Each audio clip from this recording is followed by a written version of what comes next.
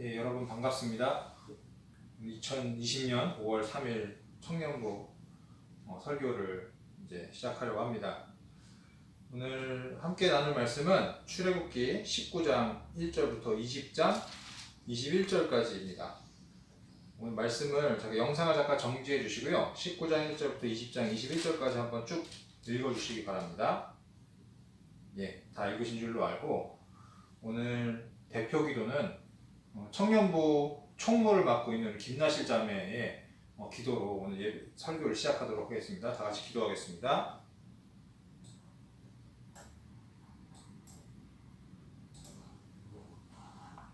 사랑의 하나님, 감사합니다. 이번 한 주도 저희 청년부를 지켜주시고 또 흘러는 세상 속에서 이겨내게 하심을 감사합니다. 이제 봄이 왔듯이 코로나19가 잦아들며 저희의 일상이 점점 회복되어 가고 있습니다. 아직 진행 중이고 또 아파하는 나라들이 있습니다.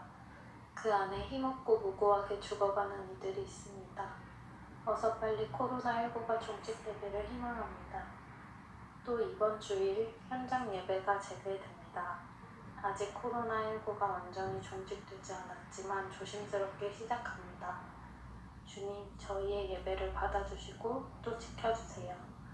또 참석하시는 성도님들의 건강과 안전을 지켜주시고 질서 속에서 주님께 예배를 무사히 잘 마칠 수 있도록 도와주세요. 주님, 이번 코로나19 사태로 저희가 아무 의식 없이 느꼈던 당연했던 일상들이 얼마나 소중한지 느낍니다. 또 신앙에 흔들림이 있었음을 고백합니다. 주님께 다시 나아갈 때에 주님께서 다시 선한 길로 인도해 주셔서 신앙이 회복될 수 있도록 해주세요. 지난 3월부터 2달이 가까이 되는 시간 동안 홀로 영상 예배를 준비하신 목사님이 계십니다. 우리 청년들의 신앙과 예배를 위해 수고하시는 목사님을 항상 기억해 주시고 저희 청년들도 현장 예배보다 집중하기 힘든 상황들 가운데 있지만 빠지지 않고 잘 들으며 마음과 신앙을 잘 다질 수 있도록 도와주세요. 돌아오는 한 주도 또 계속될 하루하루도 주님께서 함께 해주시고 또 지켜주실 것을 기대하며 예수님 이름으로 기도드립니다.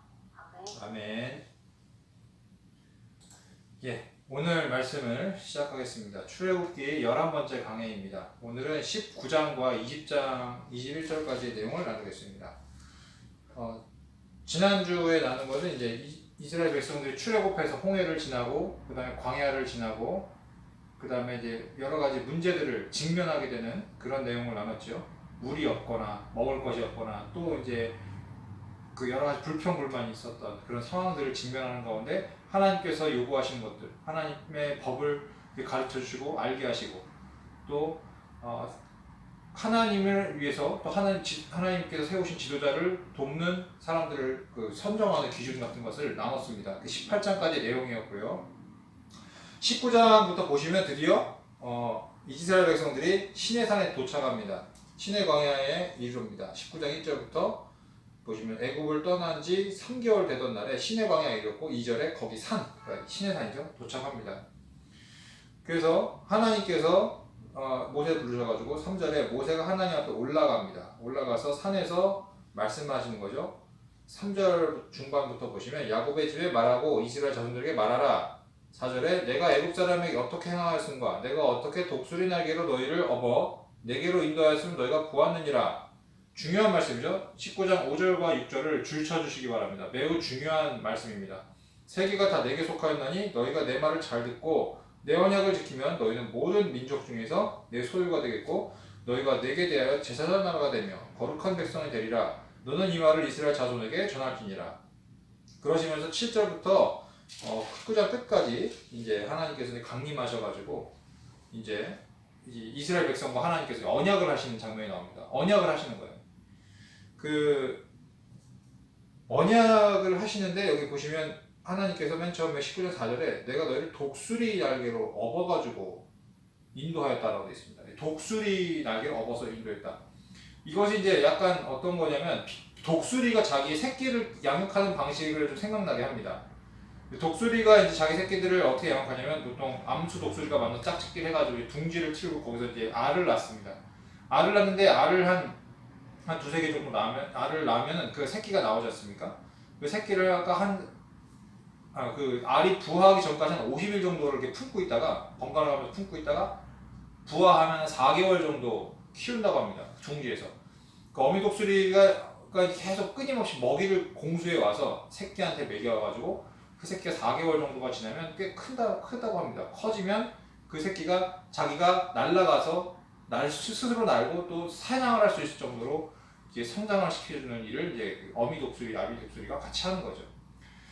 독수리는 여러분 아시다시피 그 새들 중에 굉장히 왕입니다. 그리고 그 웬만한 초식동물, 덩치 작은 초식동물은 이 독수리가 낚아채서 가져갈 수도 있을 정도로 굉장히 무서운 새예요. 그러니까 새들의 왕이고 동물의 제왕이고 맹수죠. 이런 독수리의 새끼가 그 장성한 독수리가 될 때까지 독수리 어미와 아비가 그 독수리 새끼를 양육하는, 그렇게 보호하고 인도하는 그런 과정들인 것이죠. 하나님께서도 이스라엘 백성들을 그렇게 결국에는 뛰어난 하나님의 사람으로 하나님의 나라를 세우고 또 하나님의 나라를 구성한 제사장 백성이 되게 하기 위해서, 제사장 나라가 되고 거룩한 백성이 되게 하기 위해서 이들을 독수리가 자기 새끼를 양육하듯이 내가 너희들을 여기까지 보호하고 인도해 왔다라는 그런 말씀을 하고 계신 겁니다. 이 언약이라는 것은요, 19장이 언약장인데 19장 5절부터 6절까지의 내용이 이제 언약의 정말 핵심 내용입니다. 잘 보시면 이게 조건이 달려있다는 걸 알 수 있습니다. 조건. 5절을 보시면 너희가 내 말을 잘 듣고 내 언약을 지킨다면 너희는 뭐가 된다? 내 소유가 되고 그 다음에 제사장 나라가 되고 거룩한 백성이 될 것이다라는 거예요. 조건이 걸린 겁니다. 조건. 언약이라는 것은 약속입니다. 쉽게 말해서 계약인 거예요.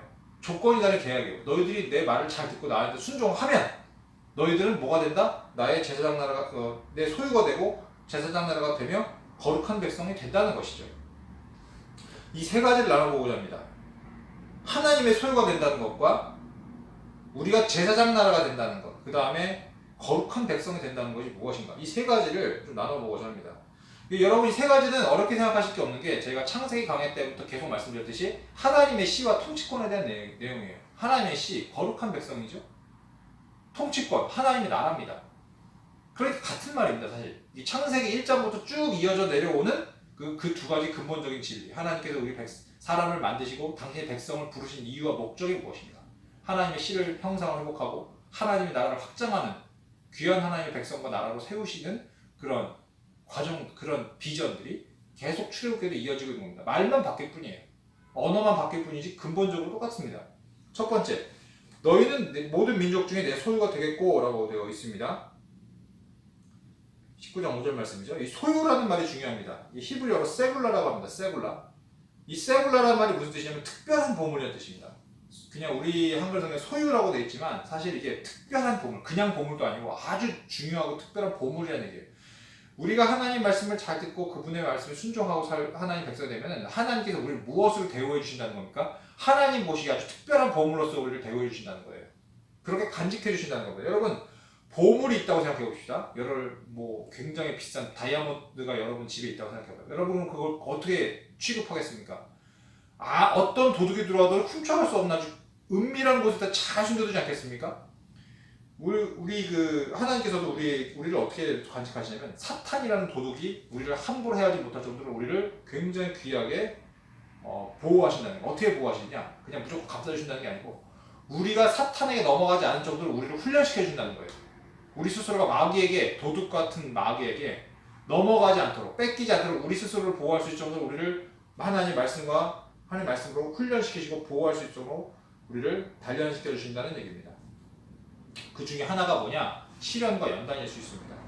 고린도후서 12장 7절을 보시면 이런 말씀이 있습니다. 사도 바울이 좀 마음에 육체에 좀 장애가 있었던 것 같아요. 12장 7절에 보시면 여러 계시를 받은 것이 지극히 크므로 너무 자만하지 않게 하시려고 내 육체에 가시고 사탄의 사자를 주셨으니 이는 나를 쳐서 너무 자만하지 않게 하려 하십니다. 이것이 내게서 떠나게 하기 위하여 내가 3번 주께 간구하였더니 나에게 이르시기를 내 은혜가 내게 족하도다. 이는 내 능력이 약한 데서 온전해짐이라 하신지라. 그러므로 도리어 크게 기뻐함으로 나 여러 약한 것들에 대하여 자랑하리니 이는 그리스도의 능력이 내게 머물게 하려 함이라. 사도 바울에게 뭔가 문제가 있었어요. 몸에 문제가 있었어요. 이걸 떠나게 해달라고 하나님께 3번이나 구했는데 거절당했습니다. 하나님께서 그 기도를 안 들어줬어요. 왜냐? 내 은혜가 이미 너한테 족하다는 거예요. 왜냐? 너 그 육체의 가시를 내가 싹 제거해주면 넌 너무 교만해져서 안 된다. 하나님께서 사도 바울이라는 보물을 하나님의 목적에 사용하시기 위해서 그 영혼 사도 바울 자체도 보호하시기 위해서 일부러 그 가시를 허락하신 겁니다. 왜냐면 그 가시가 없으면 너무 자만해져서 사탄에게 마음을 뺏기고 망할까봐. 하나님께서 사람을 보호하실 때 이런 식으로 보호하신다는 거예요. 여러분 주변에 여러분을 괴롭게 하는 문제들이 있습니까? 여러분 잘 생각해보세요. 그 문제가 왜 있을까? 내가 하나님께 뭘 잘못했나? 그럴 수 있겠지만 이 사도 바울처럼 하나님께서 여러분 스스로를 좀 단련시키고 하나님의 귀한 보물이 되게 하기 위해서 그렇게 문제를 허락하신 것일 수도 있습니다. 여러분 그 흑진주가 만들어지는 과정을 아십니까? 조개가 그 모래알을 이렇게 씹어서 잘못 삼키고 있다가 그 모래알을 품고기 너무 아프니까 자꾸 자기 침 같은 거 이렇게 체액을 자꾸 이제 그 모래에다 쏘는데요. 그게 점점 그게 발라지면서 모래가 점점 그렇게 체게 돼가지고 결정돼서 진주가 되는 거랍니다. 그러니까 고통 가운데 진주가 나타나는 거죠. 그러니까 여러분 우리 가운데 문제가 있다고 해서 너무 절망하실 필요는 없습니다. 이것이 여러분 스스로를 하나님 보시기에 아름다운 하나님의 사람으로 만들기 위한 어떠한 과정일 수 있다는 겁니다. 이것이 하나님의 깊은 사랑일 수 있다는 거죠. 다만 우리가 하나님을 좀 더 신뢰할 수 있느냐, 그런 하나님을 믿고 나아갈 수 있느냐는 거는 이제 우리가 스스로 결단해야 될 문제죠. 두 번째, 제사장 나라가 된다는 거. 19장 6절 너희가 내게 대한 제사장 나라가 될 것이다. 제사장 나라. 히브리어로 제사장은 코헨이라고 합니다. 코헨. 하나님께서는요, 우리가 제사장이 되길 원하십니다. 물론 제사장이라는 직분은 없어졌어요. 구약 시대에나 있었던 직분인데 이 제사장 영적인 의미로 제사장이라는 직분은 안 없어졌습니다. 물론 우리의 영원한 대제사장님은 예수 그리스도십니다. 예수 그리스도께서 대제사장 역할을 하셨어요. 그러나 동시에 우리도 제사장이 될 수 있습니다. 왜냐? 이 베드로전서 2장 5절을 하게 보겠습니다. 베드로전서 2장 5절. 너희도 산 돌과 같이 신령한 집을 세워주고 예수 그리스도를 말미암아 하나님이 기쁘게 받으실 신령한 제사를 드릴 거룩한 제사장이 될지나. 제사장이 되래요. 2장 9절입니다. 그러나 너희는 택하신 족속이요 왕같은 제사장들이요 거룩한 나라요 그의 소유가 된 백성이니. 이 같은 말입니다. 하나님의 시, 하나님의 나라, 통치권. 그 말을 또 베드로전서에서도 하고 있는 거예요. 이는 영적으로 의미가 통한 겁니다. 이는 너희를 어두운 데서 불러내어 그의 기이한 빛에 들어가게 하시니 아름다운 덕을 선포하게 하려 하십니다. 하나님의 말씀, 그 아름다운 하나님의 그 덕을 선포하기 위한 제사장의 비전이 우리 모두에게 있다는 겁니다. 예수 그리스도를 영접한 우리 모두에게 있다는 거예요. 예수님께서 십자가에 못 박혀 돌아가셨을 때 그 순간에 숨을 거두시는 그 순간에 그 예루살렘 성전에 있는 휘장이 가운데가 쫙 찢어졌어요. 갈라졌어요. 그 휘장이 뭐냐면 지성소와 성소를 딱 막는 거예요. 지성소에는 1년에 한 번 대제사장이 들어갑니다. 아무나 못 들어가요. 대제사장만 들어가는 것인데 예수님께서 십자가에 못 박혀 죽으신 그날, 죽으신 그 순간에 성소 휘장이 찢어져서 완전히 두 덩어리가 잘라져 버리고 지성소가 오픈돼 버렸어요. 대제사장만 비밀스럽게 혼자 들어가는 그곳을 완전 오픈시켜버리신 거예요. 하나님께서 강제로 열어버리신 거예요. 그게 무슨 뜻이냐? 이제 하나님을 백성들을 대표해서 들어가는 1년에 한 번씩 혼자 비밀하게 들어가는 대제사장 필요 없다. 이제는 누가 제사장들이냐? 예수 그리스도를 영접한 모든 신자들이 이제 하나님과 직통으로 만날 수 있다는 겁니다. 하나님을 믿는 신자들이 하나님 앞에 하나님을 예배한 제사장으로 부르심 받았다는 얘기예요. 그러니까 여러분도, 저도 그렇고 여러분도 그렇고 다 어떻게 보면 제사장이에요. 하나님을 직접 만날 수 있고 하나님을 예배할 수 있는 그런 권한을 받은 겁니다. 굉장한 권한이죠. 이걸 누가 허락하셨습니까? 예수 그리스도께서 십자가에서 이루신 거예요. 굉장한 은혜입니다. 그래서 우리가 제사장으로서 산다는 거, 이것은 여러분 제사장은 무슨 일을 하는 사람입니까? 하나님을 예배하는 사람입니다. 백성들의 문제를 가지고 백성들의 문제를 대표해서 제사장이 혼자 가서 먼저 하나님께 대표로 백성들의 문제를 해결해주는, 이 화살표로 따지면 이게 위로 올라가는 거죠. 백성들의 문제를 하나님께 올라가는 거. 자, 그러니까 우리가 이제 제사장이라고 한다면 우리가 어떤 일을 해야 되겠습니까? 하나님을 믿지 못하는 사람들한테 복음을 전하고 또 그런 사람들 대표해서 그런 사람들의 문제를 하나님께 또 갖고 가고, 하나님과 그 사람을 연결해주는 역할을 하는 것이 제사장의 역할을 하는 것이죠. 자, 그러면 19장 6절에 거룩한 백성이 된다는 것은 무엇일까? 이 거룩한이라는 단어는 히브리어로 카도시라고 합니다. 거룩한. 인간의 불결함과 결점들로부터 구별됐다는 뜻이에요. 거룩하다는 뜻이요. 구별됐다는 것입니다. 예를 들어서 이제 주변에 다 먼지가 쌓여 있는데 어떤 부분만 싹 깨끗이 걸레로 닦았다고 쳐봅시다. 그러면 그 깨끗하게 된 데가 구별된 곳이에요.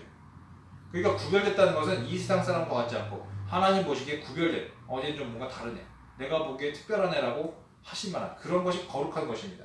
거룩한 백성, 우리는 거룩한 백성이 되어야 합니다. 거룩해야 돼요. 하나님께서, 이스라엘 백성들 하나님 앞에서 특별한 목적을 위해서 선별된 민족이기 때문에 그 용도가, 목적이, 존재 이유가 분명한 민족이었습니다. 우리도 이와 같이 하나님께서 나에게 제시하신 목적을 갖고 하나님께서 정하신 용도에 맞는 삶을 살아야 됩니다. 목적에 맞는 삶을 살아야 돼요. 이런 사람들은 이제 세상을 위해서, 자신만을 위해서 사는 것이 아니고 하나님께 쓰임받는 구별된 사람들이 되는 거죠. 하나님과의 관계에 있어서 가장 중요한 것이 무엇이냐? 어떻게 하면 그렇게 사느냐? 어렵지 않습니다. 요한계시록 3장 20절을 보시면 됩니다. 요한계시록 3장 20절을 보시면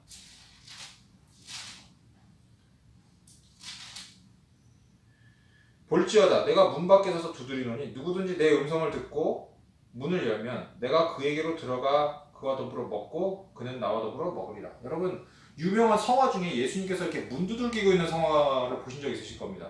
약간 예수님이 얼굴에 까무잡잡해서 한밤중에 어딘가에 집에 문을 이렇게 두들기고 계시는 그림이 있어요. 그게 바로 이 말씀에서 나오는 모티브로 그린 겁니다. 예수님께서는 여러분의 마음 문을 두들기고 계십니다. 열어달라고. 만약에 우리가 그 문을 열면 예수님께서 그 우리 안으로 들어오셔서 함께 먹고 함께 마신다고 하셨어요. 같이 밥 먹는 사이가 된다는 거예요. 예수님께서 우리에게 원하시는 것은 바로 그런 교제입니다. 같이 먹고 같이 마시고 함께 교제하고 같이 사는 것, 동거하기 원하시는 거예요. 우리의 마음, 단지 우리가 마음을 열어드려야 돼요. 이게 거룩한 삶입니다. 하나님과 교제하고 같이 먹고 같이 마시는 삶. 우리가 이제 보통 사람들은요, 하나님께 은혜를 받기를 그렇게 사모하죠. 은혜 받고 마음의 위로를 얻고 또 복을 받기 원합니다. 물질적인 축복과 우리의 삶이 평안하기 원합니다. 근데 하나님께서 그런 걸 주셨다고 생각해 보세요. 그러면 우리가 그냥 받고 끝나고 나 복 받았네 이러고 끝나면 안 됩니다. 우리가 받았으면 우리가 하나님께 또 올려드리는 게 또 있어야 돼요. 헌신이라는 거죠. 헌신. 그냥 하나님께 주신 것만 콩고물만 다 받아먹고 싹 닫고 역시 은혜의 하나님이야, 사랑의 하나님이야, 이렇게 살면 안 됩니다. 이 거룩한 백성이라는 것은, 제사장이라는 것은 하나님께 올려드리는 게 있어야 돼요.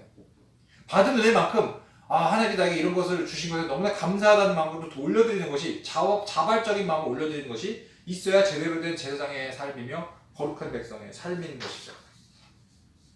하나님께서 원하시는 삶은 이렇게 주고받는 삶을 원하시는 거예요.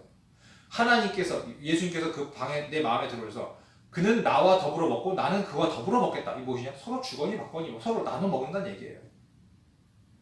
이렇게 하나님과 깊은 교제를 나누시는 저와 여러분 되시기를 주님의 이름으로 축복합니다. 출애굽기 19장 7절부터 15절의 말씀은 하나님께서 이제 이 백성들, 이스라엘 백성들과 그 언약을 하시기 위해서 시내산에 직접 강림하신 장면입니다. 자세히 읽어보시면 굉장히 두렵고 무서운 장면으로 나옵니다. 성경에서 보통 하나님께서 이스라엘 강림하실 때는 불이 막 번쩍이며 구름들이 막 빽빽하고 큰 나팔 소리가 울리는 이런 장면으로 묘사가 됩니다. 이때 사람들이 보통 공포를 좀 느끼게 되죠.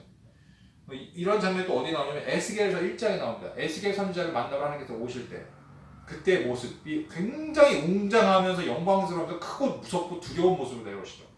요한계시록에 보시면 이런 장면 많이 나옵니다. 하나님께서 말세에 기적을 베푸실 때거나 하나님의 영광이 보였을 때의 모습이 얼마나 웅장하고 영광스러운가. 그 다음 열왕기상 19장 11절부터 11절부터 12절까지 엘리야가 이제 그 시내산으로 호렙산으로 도망쳐서 이제 하나님을 만나는 장면, 지진과 불과 바람이 아주 무섭게 부는 그런 장면들이 나옵니다. 왜 이렇게 무섭게 나타나실까요? 하나님께서 하나님의 영광이 너무 커서일까요? 왜 그럴까요?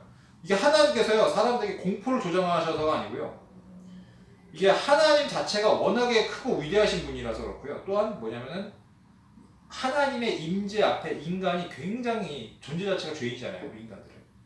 우리는 죄인입니다. 하나님께서 우리를 그러니까 우리가 하나님 앞에 온전히 깨끗하게 우리 스스로 우리의 힘만으로 하나님 앞에 온전히 설 수 있을 만큼 깨끗하게 할 수 없어요.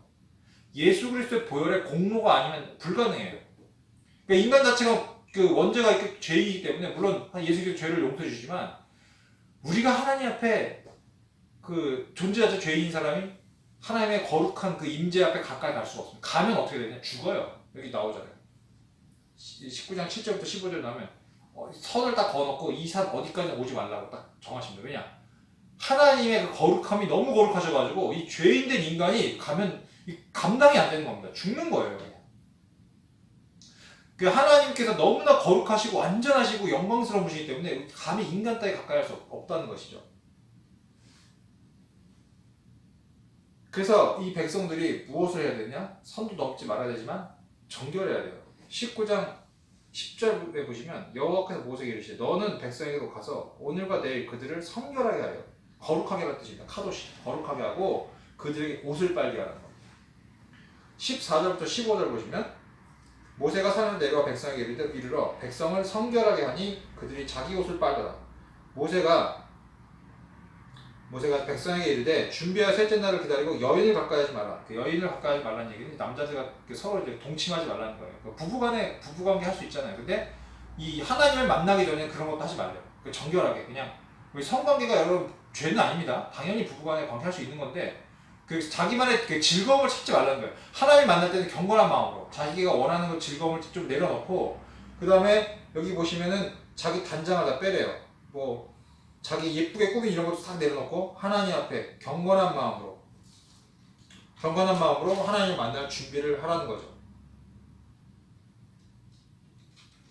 그 옷을 빤다는 의미를 좀 아셔야 됩니다. 옷을 빤다. 그 출애굽기는 사실상 제가 모형이라고 말씀드렸죠. 모형이 있으면 실상이 있습니다. 출애굽기의 출애굽기가 모형이라면 실상은 뭐냐면 요한계시록 19장 6절에서 8절입니다. 옷을 빤다는 것에 대해서 요한계시록 19장입니다. 요한계시록 19장 6절에서 8절 보시면 또 내가 들으니 허다한 무리의 음성과도 같고 많은 물소리와도 같고 큰 우레소리와도 같은 소리가 이르되 할렐루야 주 우리 하나님 곧 전능하신 이가 통치하시도다. 우리가 즐거워하고 또 크게 기뻐하며 그에게 영광을 돌리세. 어린 양의 혼인기약이 이르렀고 그의 아내가 자신을 준비하였으므로 여기서 신부는 이제 교회를 얘기하는 겁니다. 구원받은 사람들이. 그 다음에 8절 그에게 빛나고 깨끗한 세마포 옷을 입도록 허락하셨으니 이 세마포 옷은 성도들의 옳은 행실이로다. 옳은 행실을 갖고 있는 사람. 구원받은 사람들은 이미 옳은 행실을 갖고 있기 때문에 그것이 무엇을 표시되냐? 세마포 옷을 입도록 허락하셨다는 얘기입니다. 그리고 요한계시록 22장 14절입니다. 자기 두루마리를 빠는 자들은 복이 있으니 이는 그들이 생명나무에 나아가며 문들을 통하여 성에 들어가 번제를 받으려 합니다. 두루마기가 무슨 옷입니다.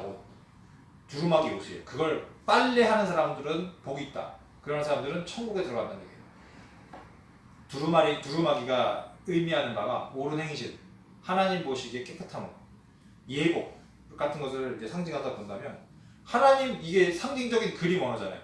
하나님의 임재 앞에 나가기 위해서 우선 사람들이 뭐 해야 되냐? 거룩해야 된다는 거예요. 자기 행실이 올바르고 거룩한 삶을 살아야만 하나님 앞에 하나님 임재 앞에 우리가 나갈 수 있다 라고 해석을 할 수가 있는 거죠. 자, 이제부터 19장에 이제 보시면 계속 이렇게 언약이 25절까지 이어지고요.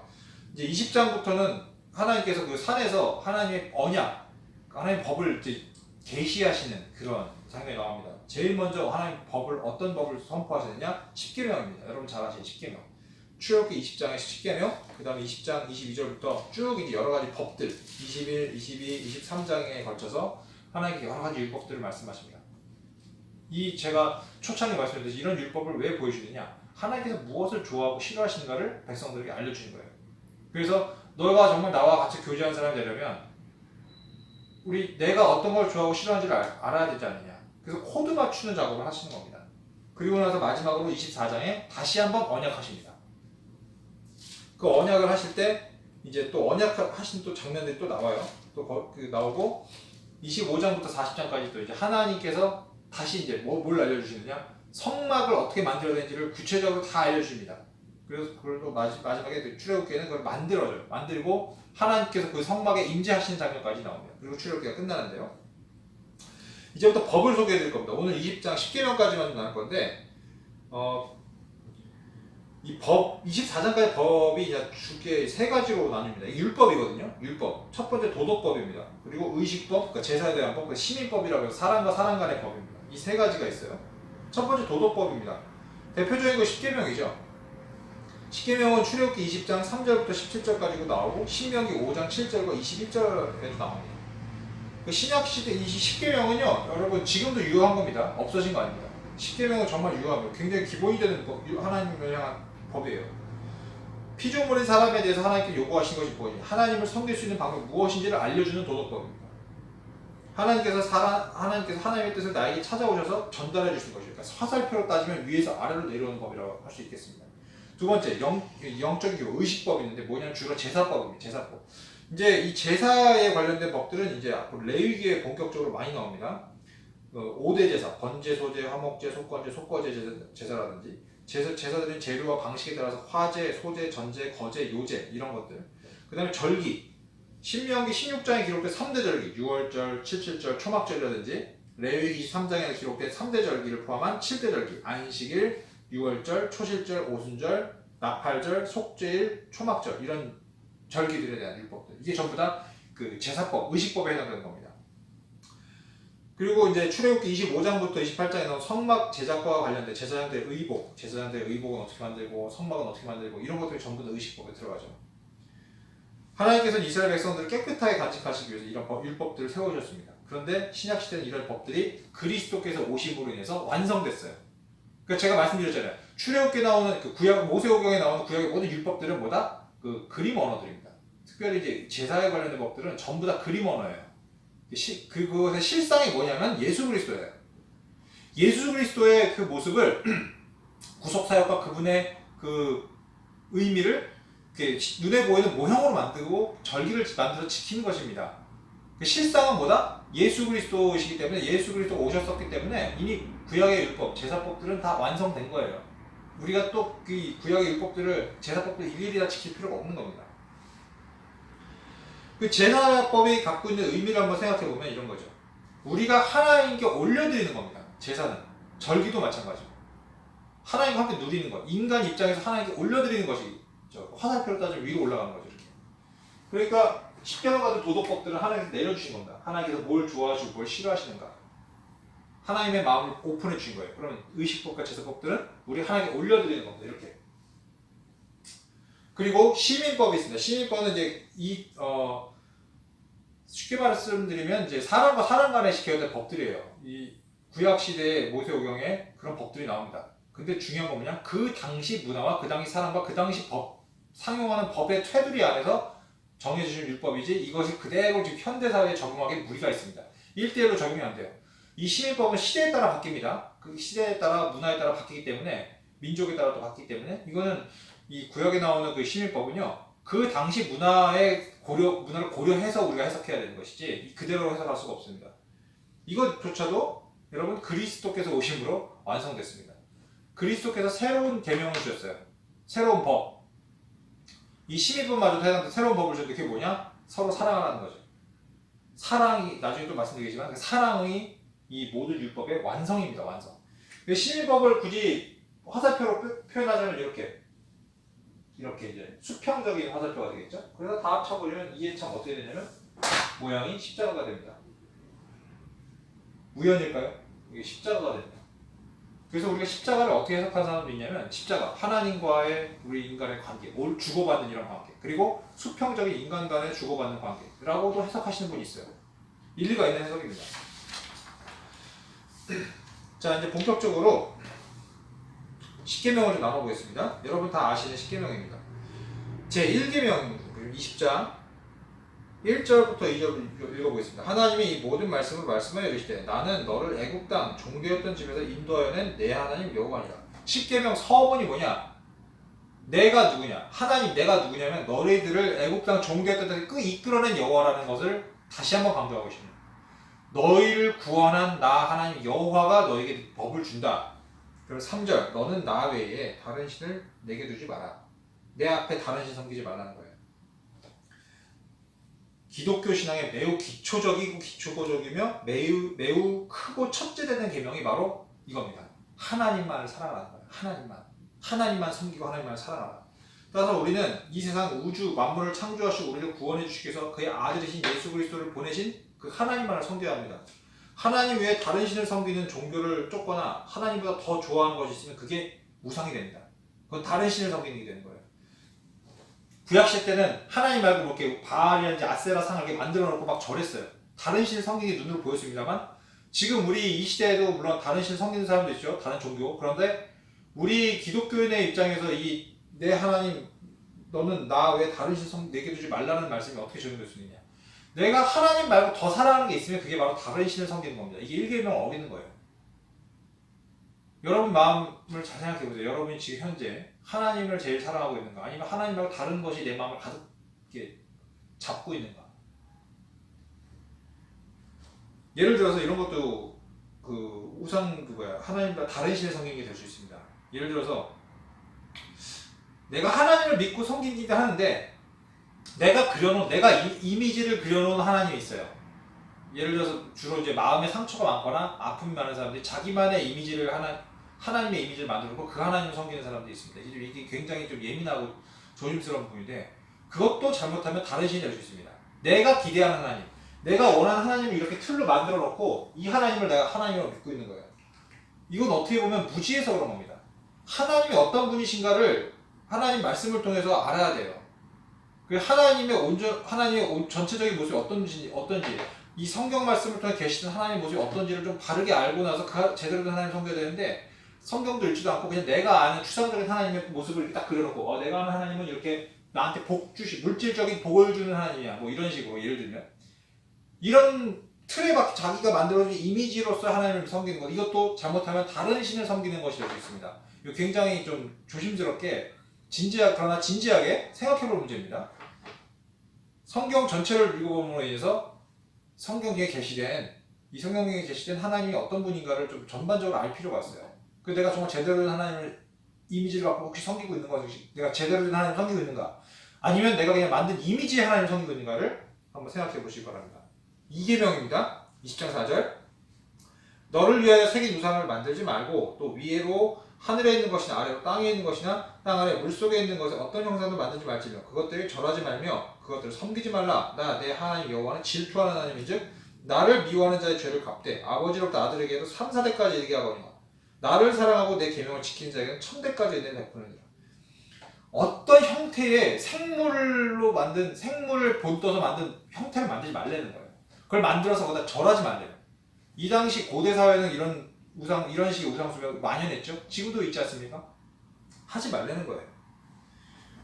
여러분 하나님께서 이제 만들려고 한 성막에 그 법궤가 있는데 법궤가 없어졌어요. 지금 아프리카 어느 집안에 법궤가 남아있다라고 비밀스러운 장소에 있다라고 하는 소문도 있고 한데 법궤를 찾으려는 시도가 또 있었습니다. 그리고 노아의 방주가 저쪽 아라라산 어딘가에 빙하수에 묻혀있다는 소문도 있어요. 근데 결국 못 찾았어요. 여러분 그 중세시대 때 성물이라고 하죠. 성물?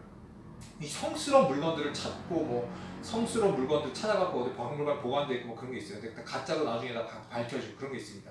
뭐 예수님께서 십자가 못 박혀 돌아가실 때 입었던 수의라든지 예수님께서 초에 만찬 때 포도주 따라 마셨던 그 잔이라든지 그 다음에 뭐 예수님 십자가 못 박혔을 때 박혔던 못이라든지 이런 게 남아있다. 뭐 예수님의 십자가 못 박혔을 때 있던 그 십자가 나무 조각이라든지 이런 것들 다 사기입니다. 사기. 여러분 없어요 그런 거. 안 남겨놓으세요. 하나님께서 그런 거 안 남겨놓으세요. 왜냐? 그런 게 진짜 실제로 있다고 하면요 그게 우상이 돼버립니다. 그 형태를 숭배하게 돼요. 그거 되게 잘하는 종교가 있어요. 천주교입니다. 천주교는 그거 되게 잘해요. 제가 아까 말씀드린 그런 물건들이 천주교에 있어요. 그리고 그런 것들 아주 신주단지 부부셔놓듯이 이렇게 딱 가지고 성스럽게 놓고 사람들 거기서 기도하고 눈물을 그래요. 그거 하지 말라는 거예요. 그거 하지 말라는 그런 짓 하지 말라는 거예요. 10계명 제 2계명 어떤 물건을 성스럽게 만들지 말라는 겁니다. 하나님을 어떤 형태로 만들지도 말래요. 거기다 절하지 말래요. 이런 짓을 지금 누가 제일 잘하냐? 천주교인들이 이런 걸 제일 잘해요. 역사상 수천 년 동안 이런 짓을 해왔어요. 토속신앙과 결합돼가지고. 천주교인들이 있는 공동번역 성경에도 지금 이 말씀이 그대로 있어요. 똑같이 있는데 우리 개신교의 10계명은 성경책 뒤에 나오는 이거 그대로입니다. 10계명 여기 나오죠? 10계명. 천주교인들도 이러한 10계명이 있습니다. 근데 우리가 읽는 10계명과 좀 달라요. 제 2계명이 없습니다. 우상을 만들어서 뭐 절하지 말라 이런 거 조항을 10계명을 빼버렸어요. 물론 성경책 자기네들에 있는 성경책에 분명히 내용이 있음에도 불구하고 자기들의 그 공식적 10계명에서 그걸 없애버렸어요. 그리고 마지막 10번째 계명을 2개로 나눠가지고 10개를 끊어 맞췄습니다. 그래서 뭐라고 이대로 설명하냐면은 우상을 만들지 말라는 건 이미 하나님을 나 1계명 너는 나 외 다른 신을 두지 말라는 거기에 포함되어 있는 거다 라고 하면서 얼렁뚱땅 넘어갑니다. 근데 여러분 천주교인들 하는 행태를 보세요. 마리아상 만들어 놓고 그 앞에서 저를 기도해요. 만들지 말라고 그랬잖아요. 근데 만들었어요. 예수님 제자들도 아주 커다란 비싼 그 대리석으로 만들어 놓고 제가 바티칸을 가봤습니다. 로마에 가봤어요. 그 바티칸 시국을 가봤고 바티칸 베드로 성당을 가봤는데 사도 바울과 사도 베드로의 그 대리석상을 정말 엄청나게 크게 한 3, 4층짜리 건물 높이만큼 만들어 놨습니다. 그거 기도한다니까요. 마리아 상에도 기도해요. 그거 하지 말라는 거예요. 그거 하지 말라고. 근데 그걸 정면으로 어기고 있잖아요. 지금 카톨릭은 5천 명이 넘는 성인들을 만들어 놓고 그 앞에 무릎 꿇고 누구누구 성인에게 기도한다 이러고 있으니까 그거 하지 말라는 건데 3계명입니다. 7절 너는 내 하나님 여호와 이름을 망령되게 부르지 말라. 여호와는 그의 이름을 망령되게 부르는 자를 죄 없다 하지 아니하리라. 하나님의 이름을 막 함부로 불러서는 안 됩니다. 여러분 그 영화 같은데 특히 헐리우드 영화 같은데 보면 오마이갓이란 말 많이 하잖아요. 오마이갓 그러잖아요. OMG 오마이갓. 여러분 오마이갓이란 말이 무슨 뜻인지 아십니까? 그러니까 직역하면 오 나의 하나님이라는 뜻인데 오 나의 하나님이라는 뜻으로 쓰인 게 아니고 여러분 그 인터넷 들어가셔서 오마이갓 쳐보세요. 그 백과사전 영어사전에 뭐라고 나오나 젠장입니다. 젠장 뜻이 제기랄 이런 뜻이에요. 그러니까 하나님의 이름을 갖다가 제기랄이라고 얘기하는 거예요. 이런 게 대표적으로 하나님의 이름을 망령되게 부르는 겁니다. 하나님께서 분명히 말씀하셨어요. 이거 죄 없다고 안 한다고 했어요. 분명히 하나님께서. 여러분 하나님의 이름을 혹시 함부로 부르지 않게 조심하세요. 오마이갓이라는 말 입에서 머릿속에서 지우세요. 얼마나 많은 하나님의 이름을 망령되게 하고 하나님 욕되게 하는 많은 말들이 나오고 우리 기독교인 같은 개독교라고 하고 예수 그리스도의 얼굴 성화를 갖다 개랑 합성시켜가지고 개독교라고 조롱하는 이런 것들 하나님 욕되게 하는 것들입니다. 이런 것에 참여하지도 마시고 이런 거 즐기지도 마세요. 여러분 혹시라도 오마이갓이란 말을 그 기독교인이 주변에 한다 못하게 하세요. 죄 없다고 안 한다고 하셨어요. 하나님께서 그거 죄 지적하신다는 얘기예요. 나중에 그 죄를 어떻게 받으시려고 그래요? 절대 하시면 안 됩니다. 그리고 하나님의 이름을 망령되게 하지 말라는 말씀이 이제 마태복음에 또 예수님께서 그것을 해석해 주신 부분이 있습니다. 마태복음 5장 보시면 5장 33절부터 37절에 보시면 맹세하지 말라는 말씀이 나와요. 이 맹세하지 말라는 말이 뭐냐면 제가 자세한 설명은 생략하겠지만 이 당시 예수님 당시 이런 사람들이 있어요. 하나님의 이름으로 맹세하면서 사기치는 인간들이 많았습니다. 그러니까 사기를 치는데 내가 하나님 걸고 맹세하는데 이건 막 진짜라고 또 사라고 이런 식으로 사기치는 사람이 많았어요.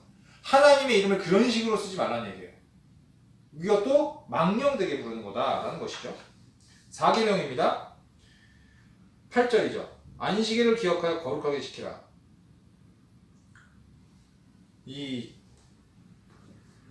9절에 보시면 엿새 동안은 힘써 내 모든 일을 행할 것이나 일곱째 날은 내 하나님 여호와의 안식일인즉 너나 내 아들이나 내 딸이나 내 남종이나 내 여종이나 내 가축이나 내 문 안에 머무는 객이라도 아무 일도 하지 말라. 이는 엿새 동안에 나 여호와가 하늘과 땅과 바다와 그 가운데 모든 것을 만들고 일곱째 날에 쉬었습니다. 그러므로 나 여호와가 안식일을 복되게 하여 그날을 거룩하게 하느니라. 안식일을 거룩하게 지키는데 그 안식일을 지켜야 되는 의미가 뭐냐면 하나님께서 6일 동안 창조하시고 마지막 날 쉬셨기 때문에 너희는 아무 일도 하지 말고 그 안식일을 쉬라는 얘기예요. 그래서 신명기에 보시면 신명기 5장에 또 이제 10계명이 나오거든요. 근데 거기엔 또 그 안식일을 지키라고 하면서 지키는 목적이 좀 다르게 나옵니다.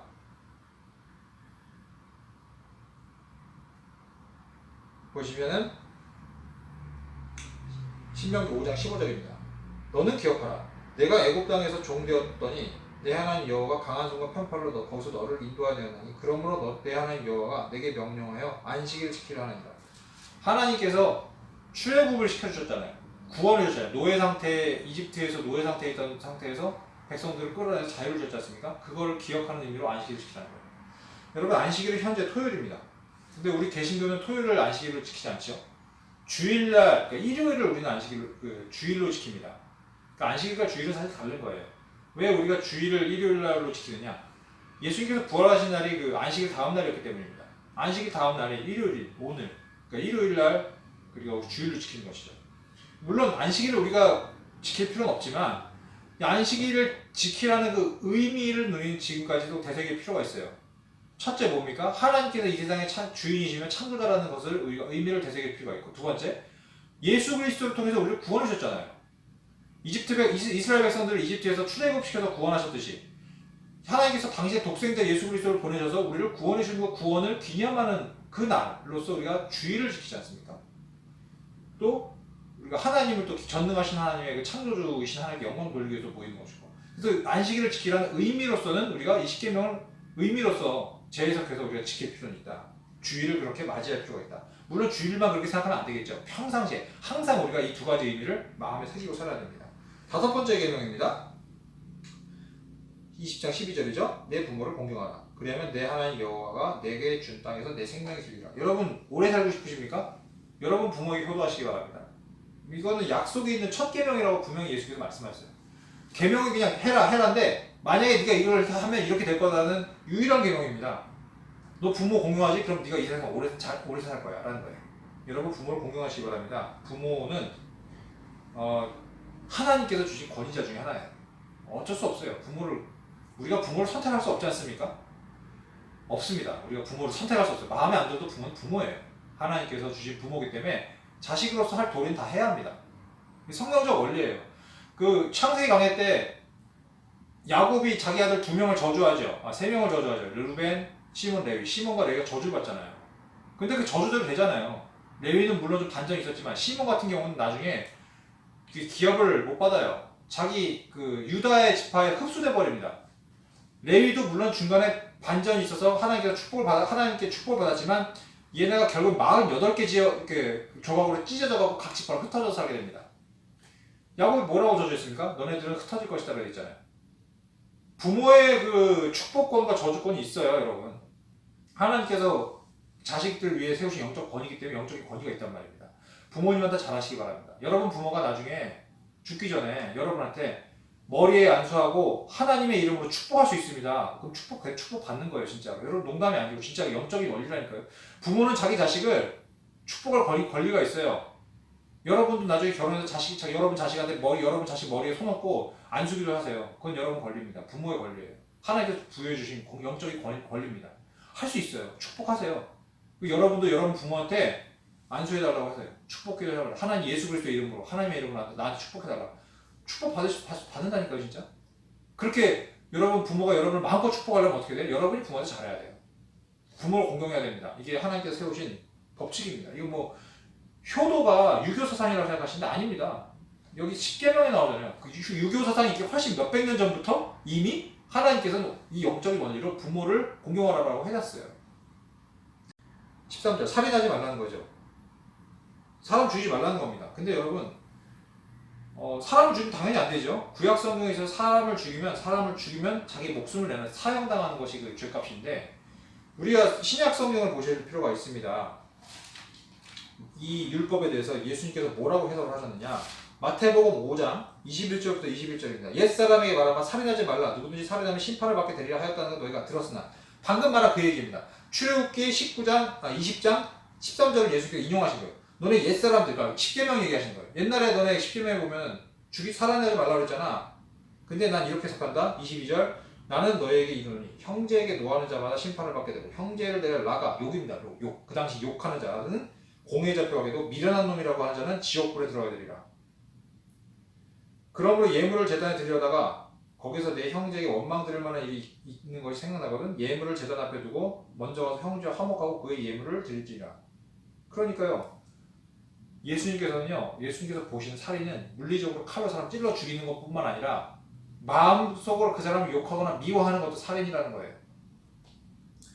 요한일서 보겠습니다. 요한일서 3장 15절 그 형제를 미워하는 자마다 살인하는 자니 살인하는 자마다 영생이 그 속에 거하지 아니하는 것을 너희가 아는 바. 여러분 굉장히 무서운 말씀입니다. 여러분 사람 미워하지 마세요. 사람 미워하는 건요 10계명에서 살인하지 말라는 계명을 어기는 겁니다. 그 속에는 뭐가 없다? 영생이 없대요. 영생이 없대요. 여러분이 사람을 미워하면 영생이 없대요. 그러니까 이게 무슨 말씀일까요? 여러분이 한번 생각해 보시기 바랍니다. 무서운 말씀이에요. 7번째 계명 출애굽기 20장 14절입니다. 간음하지 말라. 간음하지 말라. 말 그대로 무슨 뜻이냐면 배우자 외에 다른 상대와 성행위를 하는 것을 뜻합니다. 마태복음 5장 27절부터 32절에 예수님께서 이 부분도 다시 해석해 주셨어요. 어떻게 해석해 주셨느냐? 누구든지 음욕을 품고 여자를 보는 사람은 이미 마음에 간음했다는 거예요. 여러분 마음속에 내 결혼하신 분들은 나의 배우자 외에 다른 이성에 대해서 저 사람 괜찮네 음란한 마음 품고 본다거나 이것도 간음을 한 거라는 겁니다. 그러니까 마음을 보시는 거예요. 마음을. 결혼하지 않으신 분들은 결혼하지 않은 상태에서 마음을 음란하지 않게 잘 간수하셔야 돼요. 또한 이 간음하지 말라는 말은 성경에서 보통 하나님을 사랑하지 않고 우상 섬기는 것도 이것도 간음으로 보십니다. 하나님께서 영적인 간음이죠. 그래서 우리는 간음하지 말고 음란하지 말아야 합니다. 굉장히 중요한 말씀이에요. 하나님께서 음란한 자들을 심판하십니다. 나중에. 자, 그 다음에 8계명입니다. 20장 15절 도둑질하지 말라. 여러분 도둑질의 중심에는 욕심이 있습니다. 욕심이 작아 보이지만 그 결과가 엄청나요. 야고보서 1장 15절 봅니다. 야고보서 1장 15절 욕심이 잉태한즉 죄를 낳고 죄가 장성한즉 사망을 낳느니라. 욕심으로 시작해서 죄가 되고 죄로 인해서 사망에 이른다는 거예요. 그 욕심을 여러분 욕심 없애시기 바랍니다. 여러분 마음 가운데 욕심을 없애세요. 하나님께서는 나중에 다음 주에 배우겠지만 사람의 것을 도둑질하면 그걸 반드시 배상하라고 명령하셨습니다. 9계명 16절이죠. 내 이웃에 대해 거짓 증언하지 말라. 구약시대에는요 백성들 사이에 법적인 문제가 발생하면요 이 성문이 그러니까 시스템이 어떻게 되어 있냐면 구조가 이 사람들의 성이 이렇게 있으면요 성문이 있지 않습니까? 그 성문을 이렇게 성벽으로 이렇게 둘러칩니다. 이렇게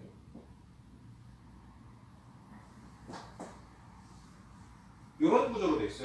성벽이. 이걸 옹벽이라고 하는데 문이 두 개죠. 그러니까 이렇게 들어와서 이렇게 한 번 더 들어와요. 왜 이렇게 만드냐면은 이 성문이라는 게 이렇게 있으면 적군이 공격해서 이 문만 뚫으면 그냥 뚫리잖아요. 적군이 공격할 때.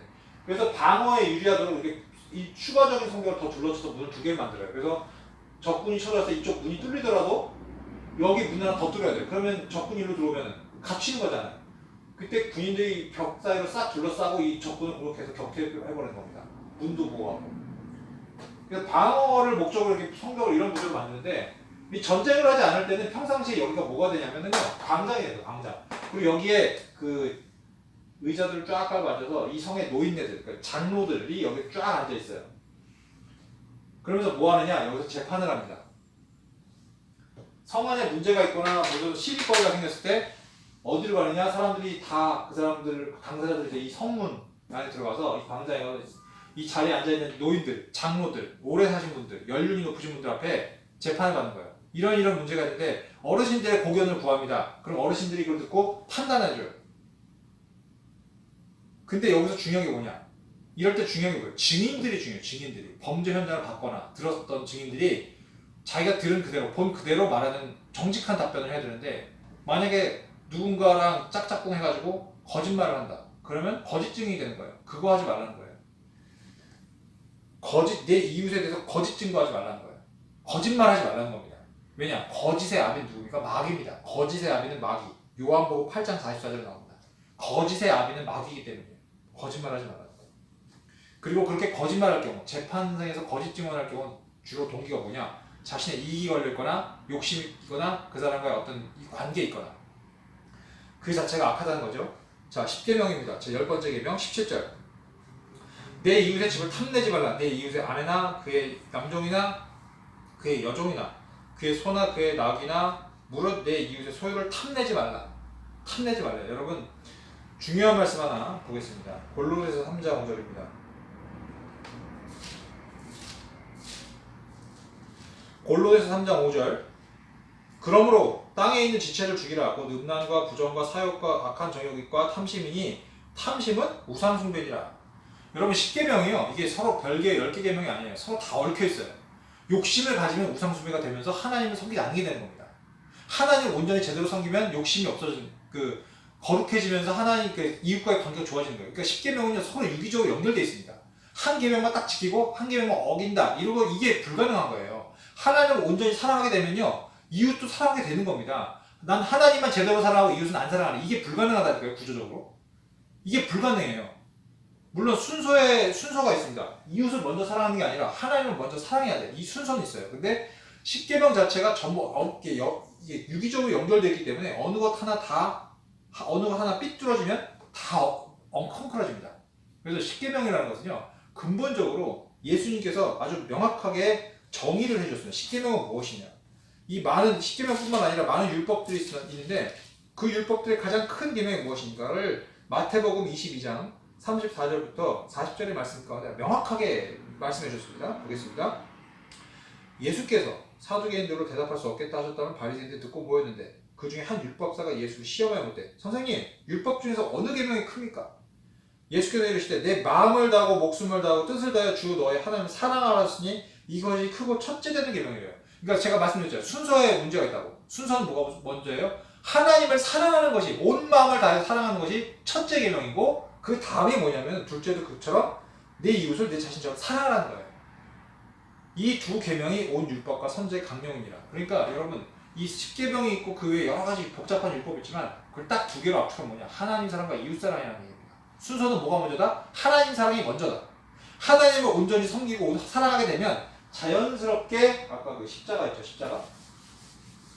하나님을 먼저 사랑하는 게 먼저라니까요. 하나님을 먼저 사랑하면 자연스럽게 이웃도 사랑하게 되는 것이죠. 이웃을 이거 없이, 이 수직 이거 없이 이웃을 내가 먼저 사랑하면 그 다음에 하나님 사랑이 될까요? 안 돼요. 이거는 아니에요. 거꾸로 되는 건 틀려요. 하나님을 먼저 사랑해야 이웃 사랑도 되는 겁니다. 오늘 하나님의 법, 첫 번째 십계명에 대해서 나왔습니다. 그리고 하나님과 언약하는 장면이 나왔는데요. 우리가 이제 한 말씀을 좀 더 찾아보고자 합니다. 신명기 6장 24절부터 25절입니다. 신명기 6장 24절부터 25절. 여호와께서 우리에게 이 모든 규례를 지키라 명령하셨으니, 율법을 얘기하는 거죠. 이는 우리가 우리 하나님 여호와를 경외하여 항상 복을 누리게 하기 위하심이며 또 여호와께서 우리를 오늘과 같이 살게 하려 하십니다. 우리가 그 명령하신 대로 이 모든 명령을 우리 하나님 여호와 앞에서 삼가 지키면 그것이 곧 우리의 의로움이다. 우리가 하나님의 명령을 잘 지키면 단순히 복받고 잘 살게 된다고 생각하는 기에는 뭔가 깊은 더 뜻이 숨어 있는 겁니다. 마지막 부분에 그것이 곧 우리의 의로움이다 라는 부분이 중요합니다. 다시 말해서 하나님의 명령을 다 지키고 살아 의롭게 된다는 거예요. 이 말씀은 구약시대까지는 모든 시시콜콜한 율법을 다 지켜야 된다라고 이렇게 해석이 됐었습니다. 근데 신약시대에 예수님께서 율법의 핵심을 딱 두 가지 정리하시면서 율법은 완성됐어요.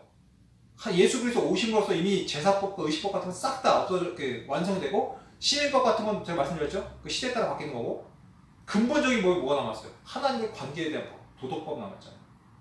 근데 결국 그건 뭘로 압축된다? 하나님 사랑하는 걸로 끝나는 거예요. 하나님을 사랑하면 그 율법을 다 이루게 되는 거예요. 하나님을 사랑하고 이웃을 사랑하는 그 말로 모든 율법은 다 이루어진 겁니다. 누가복음 10장을 보겠습니다. 누가복음 10장 25절부터 28절을 보시면 똑같은 말씀인데요. 28절 예수께서 이르시되 내 대답이 어떠다 이를 행하라 그리하면 살리라. 뭘 행하라는 겁니까? 하나님을 다 사랑하고 그 이웃을 사랑하라. 이것을 하면 살 것이다. 산다는 것이 그냥 단순하게 이 세상에서 목숨이 끊어지지 않고 산다는 의미가 아니라 구원 얻는다는 뜻입니다. 영생을 얻는다는 뜻이에요. 사도 바울이요, 그 율법에 대해서 적나라하게 표현한 부분이 13장입니다. 로마서 13장에 보시면 8절부터 보시면 피차 사랑의 기회는 아무 빚도 지지 말라. 남을 사랑하는 자는 율법을 다 이뤘대요. 간음하지 말라, 살인하지 말라, 도둑질하지 말라, 탐내지 말라 한 거 외에 다른 계명이 있을지라도 내 이웃을 내 자신과 같이 사랑하라 하신 말씀 가운데 다 들었다는 거예요.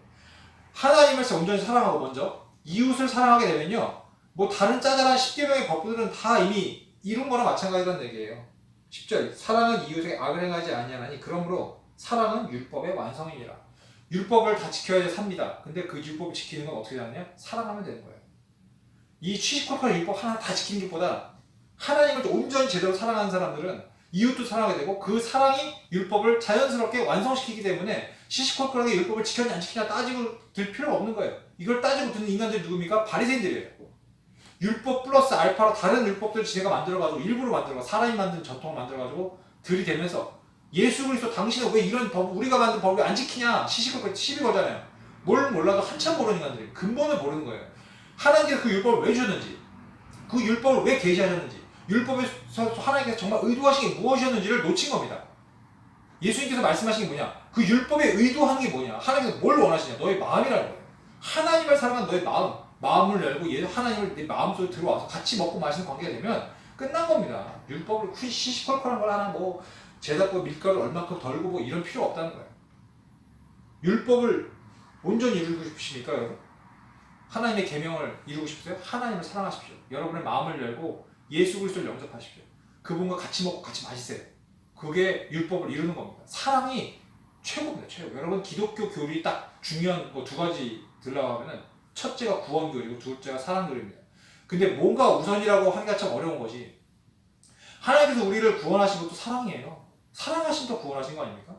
그 하나님의 사랑이 뭘로 나타나냐? 우리를 향한 구원, 예수 그리스도로 나타나는 거잖아요. 기독교의 핵심 교리 두 가지, 구원과 사랑입니다. 우리가 이 모든 구약 성경 읽을 때 나오는 율법을 볼 때 뭘 느껴야 되냐? 그 율법을 통해서 이 율법을 통해 하나님께서 어떤 걸 우리한테 요구하셨던 것인가를 생각해 볼 때 분명해요. 결국 사랑입니다. 하나님의 율법을 통해서 하나님의 마음을 알아가시는 저와 여러분이 되시기를 주님의 이름으로 축원합니다. 기도하겠습니다.